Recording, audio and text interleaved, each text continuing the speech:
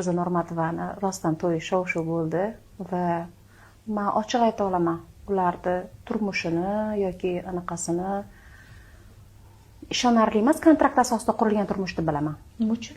Ko'rinib turibdi, balki mashina, balki uy hisobiga deymizmi, rozi bo'lingandir. Endi ochiqlanadigan bo'lsa, Lekin baxtli oila ko'rinishadi. baxtli oiladek ko'rinadi. Lekin hammani ham aldab bo'lmaydi-da.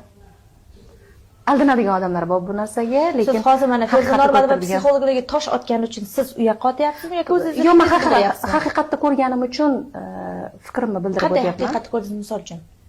Nima so'zlardanmi, gaplardanmi, Xo'p, ko'zlardanmi? xo'p, anaqa bo'lsa, rostdan oilaparvar erkak bo'lsa, javobgarlik olgan erkak bo'lsa, undan oldingi ikkita ayolni javobgarligini olmagan erkak, o'zini bolasini javobgarligini olmagan erkak, xo'p, bu nimaga to'yga yoki Feruzaga shundoqdan Feruzani yaxshi ko'rgani uchun uylangan deb o'ylaysizmi?